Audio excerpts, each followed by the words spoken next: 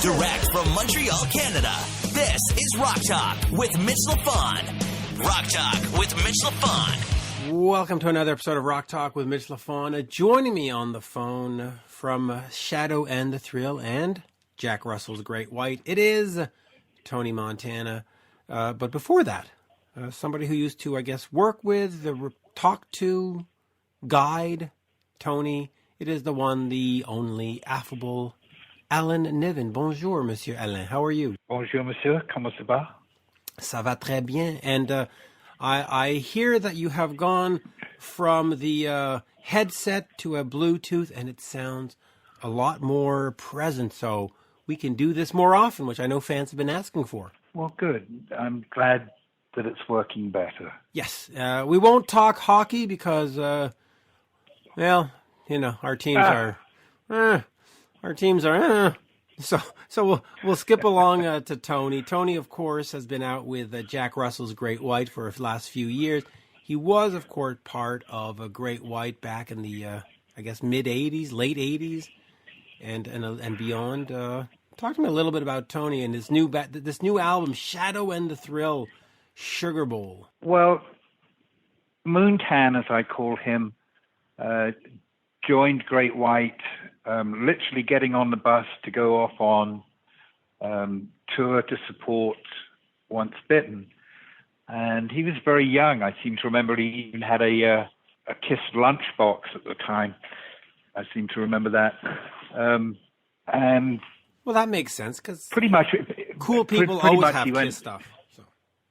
Well, you know, obviously I managed to get him into a higher state of consciousness, but he went pretty much straight from school onto the tour bus, and we're still friends. We still talk a lot.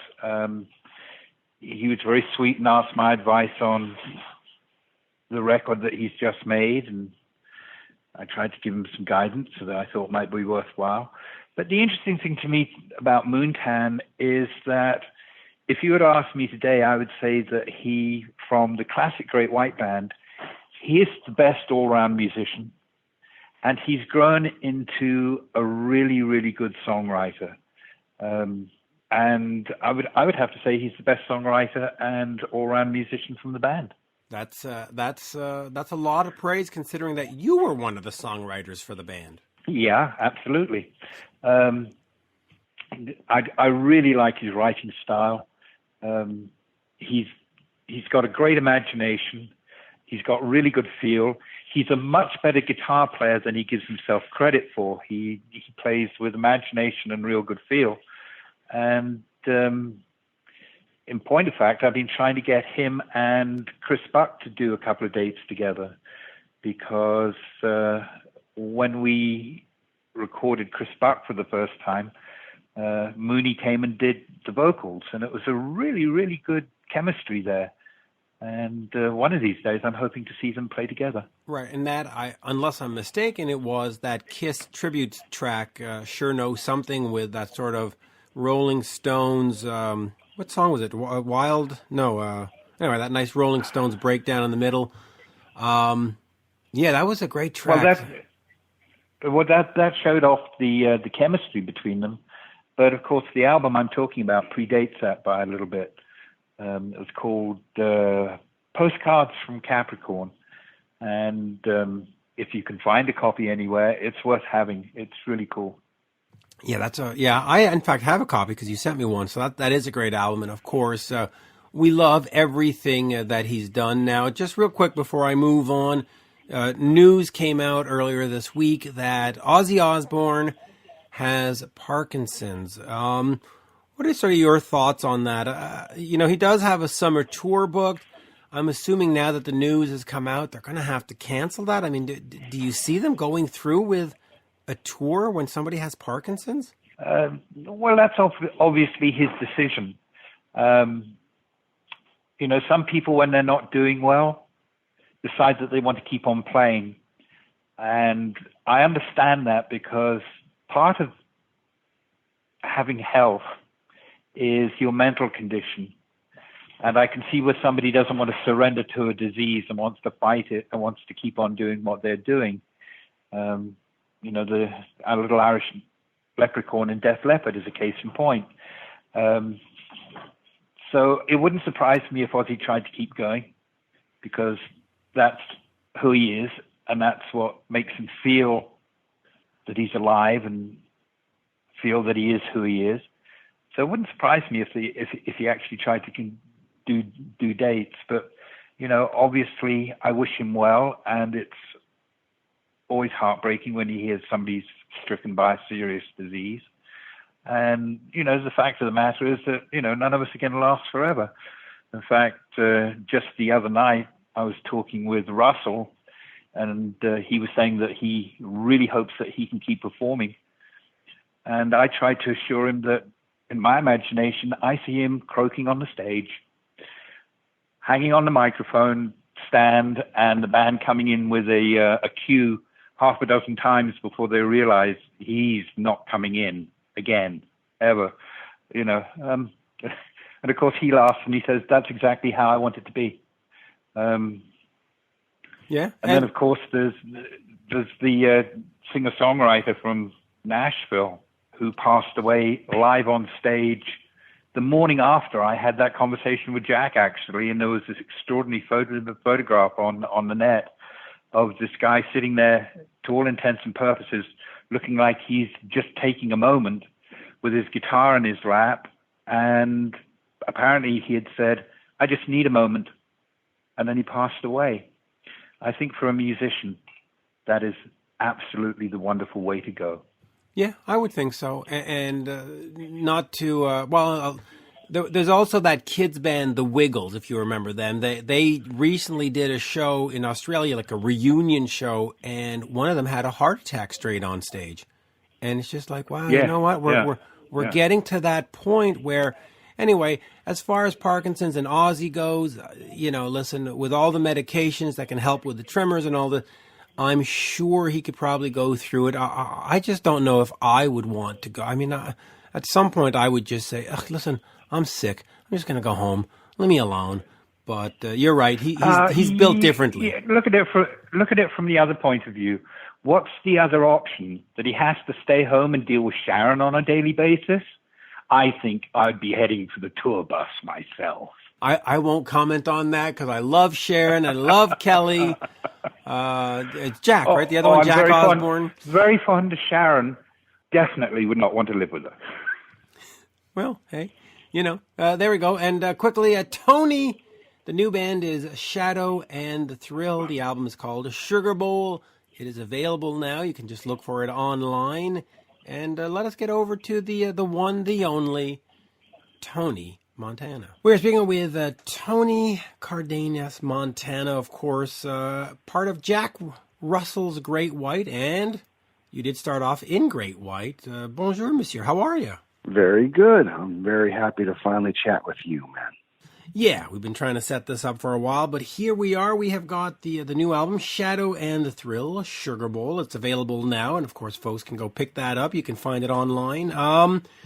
Let us focus on that, and then we'll talk a little bit about Jack and a little bit about Great White. But talk to me about sort of stepping out and being a solo artist. I know that back on the Kiss tribute of 2013, A World with Heroes, you did an incredible version of Sure Know Something. But talk to me about this time getting a band together and what is sort of the hope for Shadow and the Thrills, and what was Shadow and the Thrill, and what was the process of putting it together? Well, first of all, I remember doing that track, and we did that with Chris Buck, who's a wonderful guitar player out of the UK, which I will probably be doing some shows with Chris in the UK in the first quarter of 2020.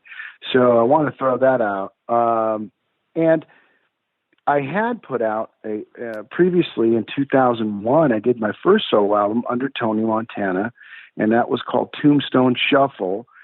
And actually, this is very timely as well because Cleopatra, the record label out here in LA, has decided to reissue that album as well.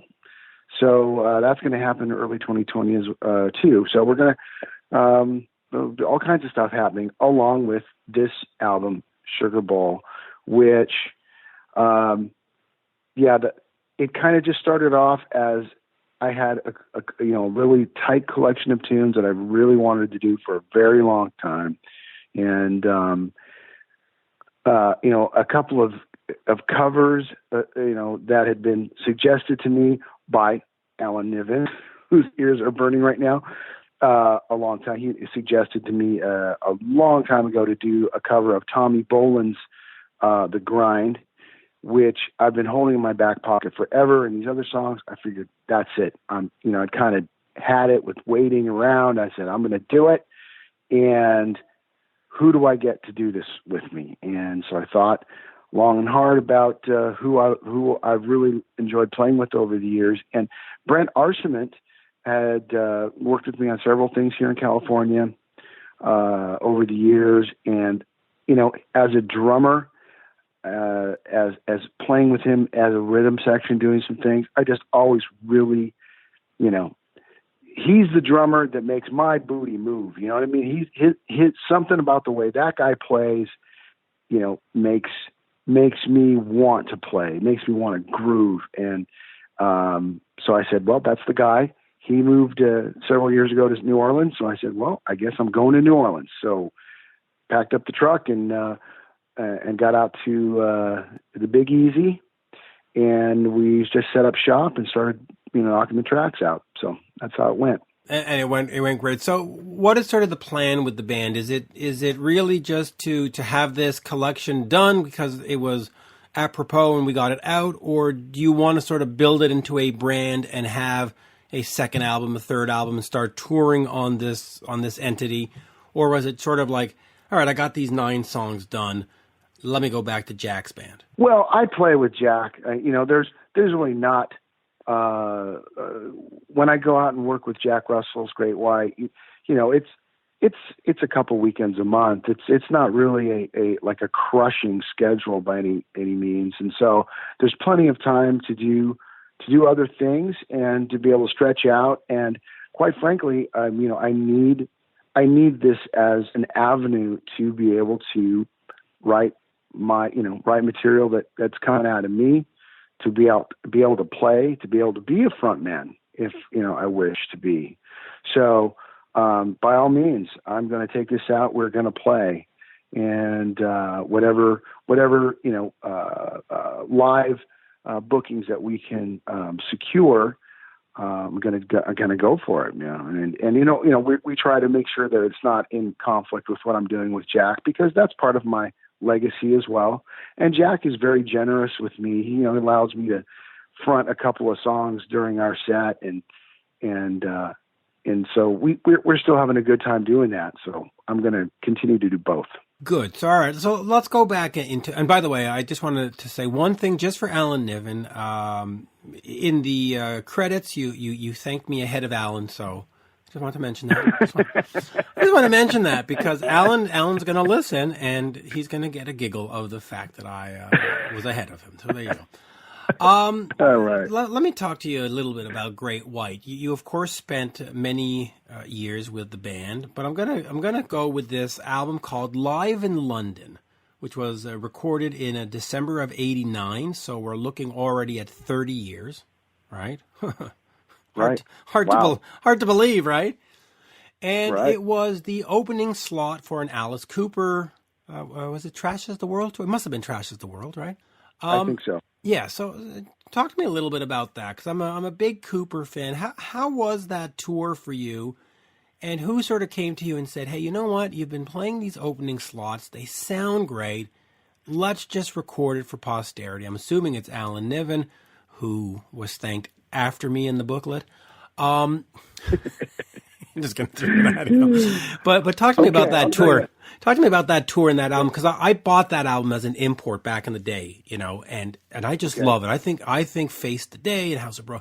I think there's a great energy with that band, and just being part of the Cooper tour. House of Broken Love on that? Yep. Is House of Broken Love on that? Yep. Okay, so that is post Twice Shy, which is great. I appreciate that. Okay, I'll tell you in 4 letters. I'll explain what Alice Cooper tour was like for us, and that's COLLE D because it was freezing the whole time we were out with Alice Cooper. And if you recall, we did a trek with Alice Cooper back and forth across Canada in the dead of winter. And we did Europe and Scandinavia in the dead of winter with Alice Cooper. So all I can remember about it is that it was freezing everywhere we went. And I remember specifically that you were here in January of, I guess it must have been 90, early 90 or 89. Anyway, you were here in January and it was freezing cold. And Alice had done a duet with Steven Tyler, or Steven Tyler on the album had done the backing vocals to Only My Heart Is Talking. And I was walking around the Montreal Forum while the show was on, and there was Aerosmith because they were playing the next night in Montreal. Steven was there, and Joe, they were all there. And I'm like, oh my God, are they going to go up and do the duet? Like, they're here, so might as well. And of course they didn't do it. And I was like, well, here we are 30 years later and I'm still pissed about it. God damn it. You should have done the fucking duet.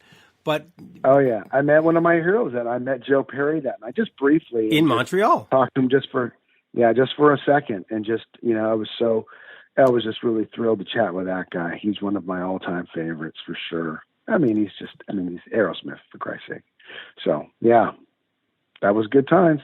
Good time. Good time indeed. So talk to me a little bit about this time in Great White, because Great White in Canada, we're not at the level of Bon Jovi. They're not at the level of Def Leppard, but yet in the States, there's an enduring love for Great White. And as you can tell by what Jack does, there's still a lot of interest. What brought you into the fold for Twice Shy? I was teaching at a store, teaching guitar and bass at a music store in the greater Los Angeles area. And one of the sales guys, his name was Stephen Williams. And actually Stephen spent a lot of time with Great White, actually played some shows standing in as a guitar keyboard guy. And Stephen is one of the co-writers of Save Your Love. And was one of the only outside writers, I think, ever to do anything like that with Great White. So Stefan was a salesman at this store as well. And he came to me one day and he said, hey, they need a bass player. You should go check it out. And, that was it. So I went out and auditioned and at that time they were having some real difficulties with Lauren, who was the very, very original bass player. And, they needed to move on. They moved on from Lorne Black. So you get in there, and they're putting the album together. And, of course, House of Broken Love, Once Bitten, Twice Shy, and everybody's favorite bonus track, Wasted Rock Ranger. We love that. Sure. Sure. Yeah, it's a lot of fun. I came in, when I got hired for the band, they were getting ready to tour for Once Bitten. And so I got in there and, I cut my teeth out there with them. And then it came time to get ready to do another album. Well, the pressure then for sure is on. It's like, okay, are you going to contribute and have greater success now, or are you going to bring these guys down? So it was important to get in there and to really, really concentrate. And, God bless them and God bless Alan and Michael Lardy for allowing me to be part of the writing process too. And, so we cranked out a couple of tunes that were things that I brought to the table. So it was a big deal. And, going out there and of course, Once Bitten, Twice Shy, good grief. When there are a couple of moments in your life when you realize at that moment that your life is going to change, like for sure. And the moment that Alan Niven sat us in the car and said, this is the song we're going to cover. And you hear it and you just see the genius of it going forward. And you're like, wow, man, some things are going to change right now. It was pretty awesome, I have to say. It was. The band right now, of course, is fractured into two separate camps. Being a guy that was friends with everybody, that was part of Kendall's life and Jack's life, and How do you sort of look at the current situation with the two entities moving forward? Would you somewhere in the back of your head say, man, I'd love to just see these guys and myself just sort of get together and do one last run, even if it's like 5 shows, just to say we did it one last time together, the Twice Shy lineup? Well, truthfully, I had left the music business for the most part in the 90s, late 90s and 2000s. I had established myself as a totally different career, and had my own company, and I had been doing other things, and playing great white music has been the furthest thing from my mind during those years, during those couple of decades. I had a wife, family, and all that stuff. But as the anniversary for Twice Shy started rolling around, I took it upon myself to try to reach out to both factions and say, you know what, guys, really, you know what, I don't know if you're ready to do this, but I think I am. And I was ready to play the music again. And I thought, okay, how about I get these guys together? So I reached out to Jack, I reached out to Mark, and they were having such a bitter falling out that it wasn't going to happen. And, and a couple of years later, Jack, he called me again and said, come hang out. And,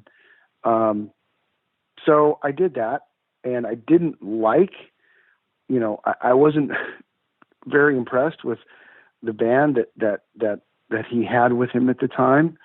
I didn't feel as though it was representing my legacy very well, Niven's legacy, or the band's legacy very well.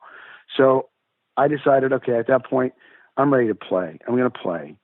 And so we got in there, and boy, as soon as I got in, then the shit hit the fan. And those guys, that other faction, tried to sue me personally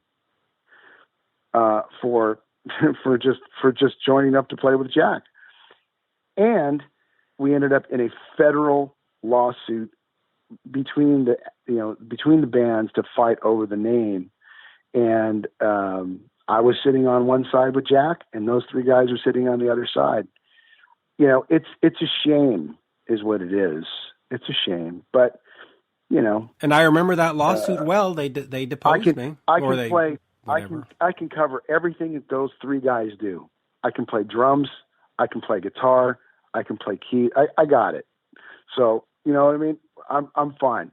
I'm fine. Jack and I are fine. If they don't want to do it, that's their loss.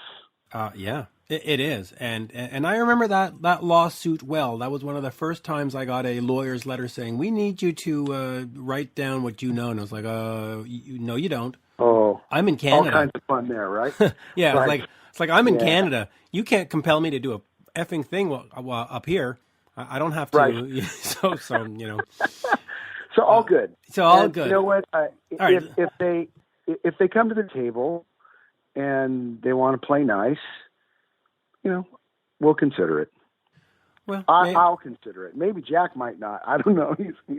It's just too bad because it's the 30th anniversary. The next sort of notable anniversary is the Hooked album, 91. So I guess 2021, which gives you a year to sort of figure it out. But all right, let me get back to that in a second. Let's go back to Shadow and the Thrill. And I keep wanting to say Thrills because of Kiss and Thrills in the Night. Right? But here is an album where you get to be the vocalist. You get to be, if you want, the front man, for the lack of a better word. Talk to me about taking that position, because you've you've been behind Jack, who is one of the most recognizable voices in rock. Absolutely. Absolutely. I mean, no question. You can say what you want about the music, but you know his voice. When you hear him sing, you go, yeah, that's Jack Russell. Whether you like it or not, you know it's him. Totally recognizable. For sure. Yep. For sure. Well, I'll tell you this. I have had some other experiences. I did join up with a band, an Australian outfit called 2200, and that was my gig, was just to sing. And we got to go out on tour with Slash, in the UK, and I played these wonderful, iconic venues, in Birmingham and in Wembley, and I really enjoyed it.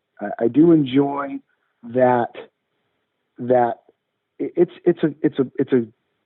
a cool position to be in, to be able to kind of lead things. And I've always been, I've always loved to play guitar too. So that really makes sense for me to do this for Shadow and Thrill, and it gives me a chance just to stretch out a little bit. And we're doing pretty good, actually. We just got thrown on the Track of the Week contest with ClassicRock.com, and the title track actually beat out all these other acts that have major label support and huge following. I couldn't believe it. So we're getting a little traction. And the truth is, Jack is basically my vocal teacher for the most part. And I've spent years and years listening to him. So a lot of people will say, boy, you sound kind of like Jack here. I'm like, well, makes sense. I've been listening to the guy for 5 years in my left ear. So, it's all good. It's all good stuff. And Jack's been very supportive. Well, Jack's always been very great. He and I text each other every so often, and he's always been very supportive. He's always been, hey, Mitch, I love your interview style. Hey, Mitch, you do a lot for rock. He's just always there's always a nice compliment coming from Jack. So you got to love that. Let me go back to Great White for a second. The album Hooked, to me at the time, I considered it your best album. I considered it Great White's best album. Call It Rock and Roll, Queen of Sheba, Cold Hearted Lovin', Can't Shake It. Fantastic stuff. Talk to me a little bit about the environment for the band. You're going into the 80s. The music scene is changing a little bit. Metallica is sort of dominating airplay. Motley Crue is dominating, a lot of video play. What was it like for you in terms of going into the studio? Was there a lot of pressure? Was the record company sort of being like, hey, if you don't have a single... Yeah, go ahead. Yeah, it was huge pressure. And there's significant dollars being put up by the label at that time. We approached it as pretty much just as we had approached Twice Shy, in that the band, not sans Jack, the band locked ourselves in a rehearsal room and just started bouncing riffs off of each other and trying to make, and of course everybody was a little distracted because now there's this level of success and there's, money and, all the things that come along with that at that time. The one notable thing I remember is that I really did feel an integral part of a band at that time. I really did. And they had accepted my writing contributions on the previous album, Missed the Bone and Babies on Fire, and that was like, wow, that was great. Chosen as singles even by the label. I thought that I felt good about that. So Niven comes in and he gives us a stack of cassettes at the time, and he said, "You guys listen to these blues albums, and let's see what comes out of it." And one song in particular, I took as my own and started reworking that.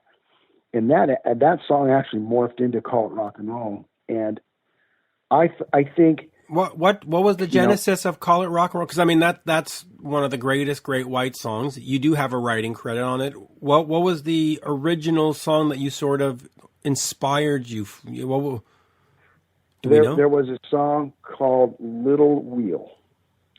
It's old blues, and it sounded like this. It's one of those things. One of those 1930s. At least. And something about it just kind of, and the band we started working with it, and we just just took off. It just took off, and the four of us just banged it out and just had fun with it. And you know what? To this day, I will say I realized that music was changing. Sure, Metallica was doing their thing, and then grunge was coming, right? That feeling of music, that and the message and the lyrics of that song in particular. You know what? That music is perennial, and it's evergreen. The way I see it, it always feels good. It always puts a smile on people's faces. And when we play it today, even today, it puts a smile on people's faces, and that is the power of rock and roll. That's what I believe. It is. So, and by the way, I was just going to say, Little Wheel is the John Lee Hooker classic, right? I can't recall who. Can't recall. No, I don't think it was John Lee Hooker. The artist that I remember, it didn't sound. I mean, it sounded like such an old recording from what I remember, but could be. Maybe I might have it wrong, but or maybe he covered it later. Anyway, so that's interesting to know that Call It Rock and Roll. It's a 145. Yeah, it's a 145. Thing, but the spirit of it came from us. We took it and we made it ours. And it's a 145 Chuck Berry. Isn't it all though? And isn't it all wonderful at the end of the day? It is. Yeah, man. So I'm